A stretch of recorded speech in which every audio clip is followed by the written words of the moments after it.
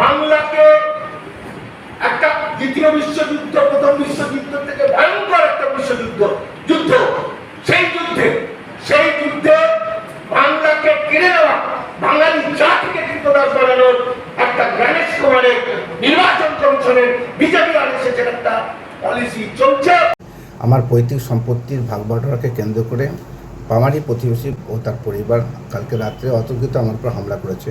এই হামলা এমনইভাবে চলেছে সারা রাত ধরে যে আমরা ঘুমোতে পারিনি। আমার মা, আমার স্ত্রী, কন্যা, পুত্র হাউমাউ করে কাঁদছে। আমার মায়ের হাঁটার মতো অবস্থা হয়ে গেছিলো। আমরা জানে বাঁচার জন্য পুলিশকে ফোন করেছিলাম, কিন্তু পুলিশ এসে সিভিল পুলিশ পাঠিয়েছিল ঠিকই, কিন্তু তারা আমার পাশে এসে কেউই দাঁড়ায়নি। খবর কাগজ কিনুন, খবর কাগজ পড়ুন, পাড়াতে একদিন দান করে এখন ও সোশ্যাল ক্যাপিটাল তৈরি করুন। ইন্ট্রোডাক্টরি স্পিচ শোনার পরে বুঝতেই পেরেছেন আমরা মানুষের কথা বলার চেষ্টা করছি, আর মানুষ উকিল হওয়ার চেষ্টা করছে, জাজ হওয়ার চেষ্টা করছে, তৃণমূলের কর্মী হওয়ার চেষ্টা করছে, বা বিজেপির কর্মী, বা সিপিএম এর কর্মী, বা সিপিএম এর মুখপত্র। নাগরিক হওয়ার চেষ্টা এই দেশে কেউ করেনি। তাই কোনো সোশ্যাল সংগঠন, কোনো এনজিও, কোনো হিউম্যান রাইট ভারতবর্ষের সার্বিক উন্নয়নের কাজ করতে পারবেন না। তারা হাসপাতাল খুলতে পারবেন, তারা চোখের হাসপাতাল খুলতে পারবেন, কোথাও কিডনির ট্রিটমেন্ট হবে, কোথাও গুরুদ্বারা থেকে খাওয়ানো হবে, কিন্তু ভারতবর্ষের প্রত্যেকটা মানুষ এমন কি কাজ করবে যে সে দেশের কাজে লাগবে, এখনো সেটা ঠিক করা হয়নি। হয়তো মানিক ফকির কালকে প্রেস কনফারেন্সে বললেন যে নরেশদা আমাকে প্রথম প্রশ্ন করেছিলেন, হোয়াট ইজ ইউর প্ল্যান। আজকে দামাল বাংলা পুরো বাংলা জুড়ে কাজ করছে, কিন্তু তার কাছে এখনো প্রশ্ন যে তাদের মিটিং এ অমুক জায়গা থেকে লোক আসবে কি করে। এটা তো সবচেয়ে সহজ কাজ, যেটা আমি বললাম, পুরনো খবরের কাগজ, খাতা, বই কিনুন, পড়ুন, দান করুন।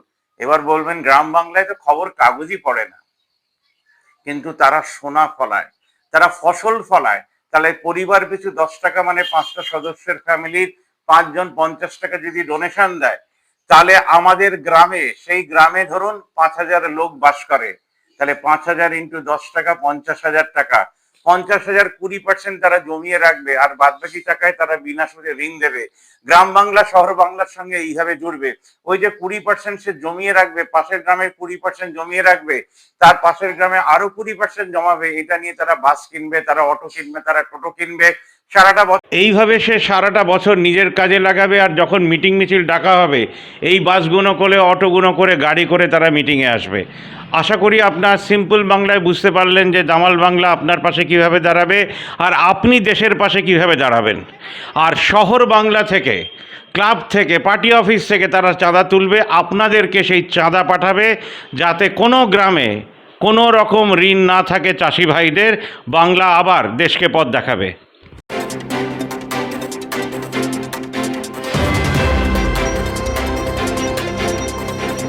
নাগরিক হওয়ার প্রথম শর্ত হচ্ছে যে আপনি কি কাজে লাগবেন। কালকে প্রেস কনফারেন্সে মানিকদা এত বছর পরে মেনেই নিলেন প্রায়, যে নরেশদা এই কথাটা বলেছিলেন, what is your plan. Without plan আপনি সাকসেসফুল হতে পারবেন না। তাই গণেশ কুমারের হাতে, একজনের হাতে পুরো দেশের সত্যানাশ লেখা যেতে পারে, কিন্তু দেশের সব মানুষকে লেখে তার উন্নতির প্রকল্প লেখা যেতে পারে না। কারণ কোনো হিউম্যান রাইট, কোনো এনজিও আমাদের দেশে জন্মায়নি বা সেই কাজটা করে না। কেউ হাসপাতাল খুলে হাজার হাজার মানুষের কাজে লাগতে পারে, কিন্তু পুরো দেশের সার্বিক উন্নয়নের কাজে লাগবে না।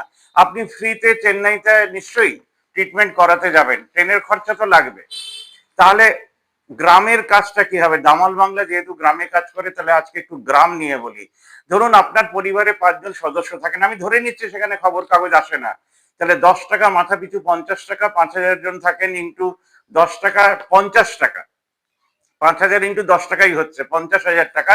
20% জমিয়ে রাখবেন, বাদ বাকি টাকাটা বিনা সুদে ঋণে লাগবে চাষিদের ভাইদের জন্য।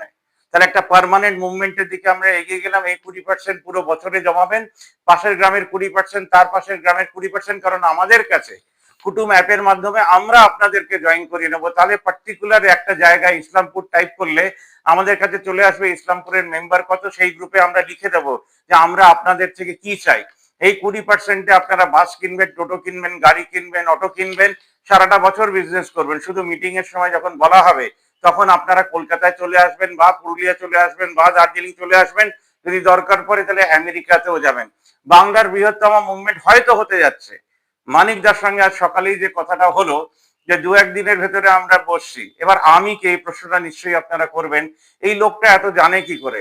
দুটো কোম্পানিতে কাজ করেছি, দুটো কোম্পানির যখন আমি জয়েন করি, প্রথম কোম্পানিতে আমার ইন্টারভিউ নেওয়া হয়েছিল যে প্রচুর কাজ হয়, বিজনেস বিল হয় না, সেই কোম্পানির সেল ছিল 3 লাখ, 12 লাখ টাকা নিয়ে গেছিলাম 6 মাসে। নেক্সট কোম্পানিতে যখন জয়েন করি সেই একই, যে 3 লাখ তার সেল হয়, 5 লাখ টাকা টার্গেট। আমি হেসে ফেলেছিলাম, কারণ আগের যে কোম্পানিতে কাজ করছিলাম 48 লাখ টাকা সেল করতাম।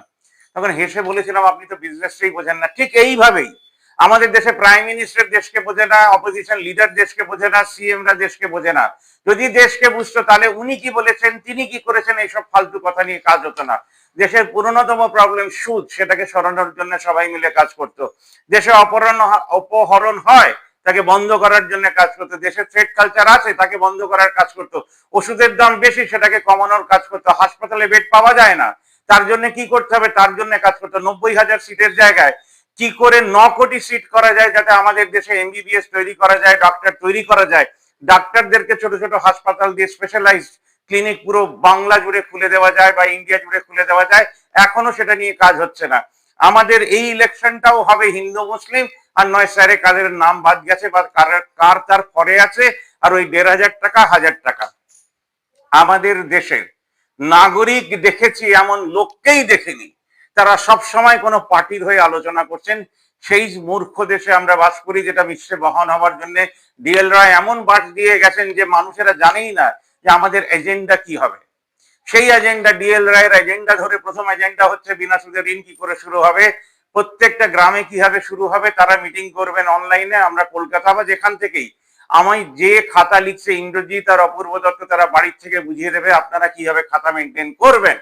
তার জন্য মিটিং মিছিল ডাকতে হবে না, আপনাদের ওইখানে 1000 জন বসে আছে, তারা মোবাইলের মাধ্যমে কল করবেন, সেটা একটা বড় প্রজেক্টরের মাধ্যমে গ্রামবাসী লোক শুনতে পাবে, আর অডিও সিস্টেমের মাধ্যমে পুরো ভাষাটা পৌঁছাবে। আপনারা প্রশ্ন করবেন, আমরা উত্তর দেব।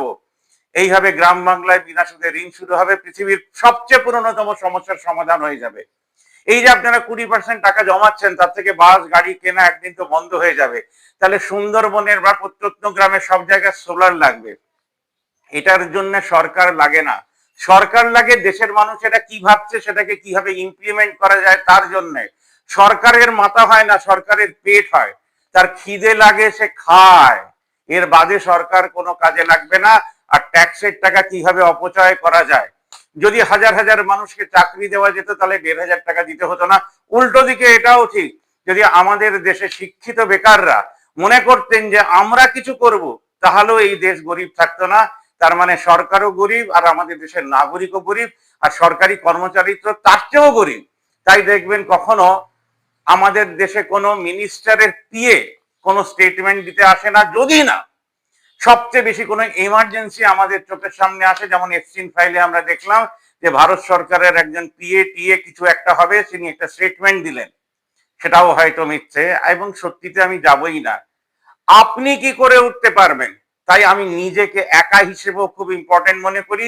ভিড় দেখলে মনে হয় গর্ধবদের দৌড়ে চলেছে দেশবাসী। আপনি এজেন্ডাহীন দৌড়লে সেই বাস কোথাও পৌঁছাবে না, সেই ট্রেনও কোথাও পৌঁছাবে না। আপনি কি কোনো টিকিট কেটে বলতে পারবেন যে উন্নতির টিকিট দাও? ভারতবর্ষে কোনো ক্লাবে গিয়ে বলতে পারবেন যে সমাজের উন্নতির জন্য আপনারা কি করতে পারছেন? তার জন্য মাসে একটা দিন আমরা আমাদের শহরে একটা জায়গায় এক হয়ে একসাথে গান করব, ডোনেশন দেব, যাতে আমার অপারেশনের জন্য আপনিও দাঁড়াতে পারেন। তাই দামাল বাংলা গ্রামে গ্রামে গ্রামে গ্রামে গ্রামে গ্রামে গ্রামে গ্রামে ছড়াবে, সব জায়গায় তার ব্যানার পোস্টার ফেসবুক থেকে নিয়ে আপনারা প্রিন্ট করে লাগাবেন। আপনাদের 7 জনের নাম্বার দেবেন সেই ব্যানারে, যাতে কোনো প্রয়োজনে আপনাকে কন্ট্যাক্ট করতে পারে। আজকে গ্রাম বাংলার একটা সমস্যা আমি তুলে ধরছি, এটাকে সমস্যাকে দামাল বাংলা করতে পারবে, পুলিশ তার মতন সমস্যার সমাধান করবে, তৃণমূল সিপিএম তার মতন করবে, কিন্তু মানুষ মানুষের হয়ে দাঁড়াচ্ছে। এইটা কি হবে? শর্টটা দেখে নিন, বুঝতে অসুবিধা হলে নিশ্চয়ই করে সুবীর বাবুকে কল করে নেবেন। আমার পৈতৃক সম্পত্তির ভাগ বাটোয়ারাকে কেন্দ্র করে পামারি প্রতিবেশী ভোলা রায়ের ছেলে ও তার পরিবার কালকে রাত্রে অতর্কিত আমার উপর হামলা করেছে। এই হামলা এমনইভাবে চলেছে সারা রাত ধরে যে আমরা ঘুমোতে পারিনি। আমার মা, আমার স্ত্রী, কন্যা, পুত্র হাউমাউ করে কাঁদছে। আমার মায়ের হাঁটার মতো অবস্থা হয়ে গেছিলো। আমরা জানে বাঁচার জন্য পুলিশকে ফোন করেছিলাম, কিন্তু পুলিশ এসে সিভিল পুলিশ পাঠিয়েছিল ঠিকই, কিন্তু তারা আমার পাশে এসে কেউই দাঁড়ায়নি। এখান থেকে ভুল তথ্য পাঠাচ্ছে যে না এমন কোনো ঘটনা ঘটেনি, অথচ কিন্তু একটা মানে কালকে খুন হয়ে যেত আমরা যদি একটু বাইরে বেরোতাম। তা পুলিশ আমাদের কোনো সাহায্যও করেনি, আমাদের পাশে এসে দাঁড়ায়ও নি। বাবা বাবা আমাদের একটু সাহায্য করলে খুবই ভালো হয়। আমাদের 80 বছর বয়স হয়ে গেল, অসুস্থ শরীর, নাতি নাতনি এদেরকে মারধর করে সারা রাত ঘুমোতে দেয়নি। খুব মারবো, ধরবো, কাটবো, ভাঙচুর করবে বাড়ি জানা। আমরা একটা ঘরে আটকে ছিলাম। ওরা এদিক ওদিক করে আমাদেরকে অত্যাচার করার চেষ্টা করেছিল, বাড়ি ঘরদোর ভাঙার চেষ্টা করেছিল অনেকটা। কাজ চালিয়ে যাচ্ছে, উপরন্তু আমাদের উপর টর্চার করছে। কাউকে গত রাত্রে বাড়ি ঘেরাও করে ইট বৃষ্টি পরে লাঠি দিয়ে দরজা ভেঙে ফেলে, প্রাণঘাতী করার জন্য বাড়িতে ইট ছুটতে থাকে। আমরা যে এফআইআর করতে যাবো কোনো রকম আইনি জায়গাতে যেতে পারছি না, আমাদের এক ঘর বন্ধ করে রেখেছে, বাইরে বেরোলেই বলছে গায়ে হাত দেবো। একটা লাইন এই প্রেস কনফারেন্সের পড়ে শোনাচ্ছি, খুব ইন্টারেস্টিং লাইন। আনন্দের খবর, কলকাতা হাইকোর্টের একটি ঐতিহাসিক রায় সেই পরিধিকে ভেঙে খান খান করে দিয়েছে দেশের প্রতিটি নাগরিকের জন্য। মানে নাগরিকের জন্য প্রথম দামাল বাংলা কাজ করলো। হয়তো মানিক ফকির বনাম ইউনিয়ন অফ ভারত সরকারের জনস্বার্থ মামলায় রায়ের 6 নম্বর পয়েন্টের প্রেক্ষিতে মামলাটির নাম্বার আমি স্ক্রিনে দেখিয়ে দিচ্ছি, পড়ে আপনাদের সময় নষ্ট করব না। তাই এই সাংবাদিক সম্মেলনের মাধ্যমে আমরা আয়োজক সংগঠনগুলো, রাজ্যের বিভিন্ন রাজনৈতিক দল ও রাজ্যবাসীর কাছে কয়েকটি বিষয় জানাতে চাইছি। কংগ্রেস, সিপিএম, তৃণমূল সহ রাজ্যের প্রধান দলগুলোর কাছে আমাদের অনুরোধ, তারা যেন এমন কোন সহ নাগরিককে টিকিট না দেয় যিনি আইনের চোখে অবৈধ অনুপ্রবেশকারী। তার মানে তারা ক্লিয়ার একটা সিগন্যাল দিচ্ছে ভারতবর্ষকে যে এমন কাউকে তুমি দিও না যে সে খুনি, সে রেপিস্ট, তার বাইরে সে যেন অনুপ্রবেশকারী না হয়। কারণ বিজেপিতে এমন অনেকজন দাঁড়াচ্ছে যারা বাইরের থেকে এসেছেন, টিকিট জোগাড় করেছেন, আধার কার্ড জোগাড় করেছেন, তাই তারা ভারতের এত বিরুদ্ধে কাজ করছেন যে নাগরিকের 1 কোটি লোকের নাম বাদ গেলেও, 1,64,00,000 লোকের নাম বাদ গেলেও, যদিও এডুকেশনে আছে অনেক কিছু, তারা মুখ খুলতে পারেন না। এরা অ্যান্টি পিপল। খবরের সম্মানে বুঝবেন না, কারণ দেশের উন্নতির জন্য কোনো খবর তৈরি হয় না। এটা বললো, ওটা বললো, সে এটা বললো। আমি যদি পার্লামেন্টে কোনোদিন পৌঁছাই তাহলে চিরকুটে বলবো যে নে তুই পড় আর তুই উত্তর দে, আর সেটাকেই আমার পিএ বাইরে এসে পড়বে যে নরেশ বাবু এই কথাটি বলতে চেয়েছেন, আপনাদের রায় দিন। রাঘব চাড্ডার মতন ওই এয়ারপোর্টের সমস্যার সমাধান নয়। ভারতবর্ষের নাগরিকের পাশে কিভাবে দাঁড়াবে যাতে অরুণাচলের কোনো লোককে চিংকি না বলা হয় দিল্লিতে, তার জন্য এটা ফাইট। আমাদের বাংলার কোনো কাউকে বাইরে রোহিঙ্গা বা বাংলাদেশি না বলা হয়, তার জন্য এটা ফাইট। আপনাকে আপনার পাশে, আপনার পরিবারের পাশে, আপনার পাড়ার পাশে দাঁড়াতে হবে।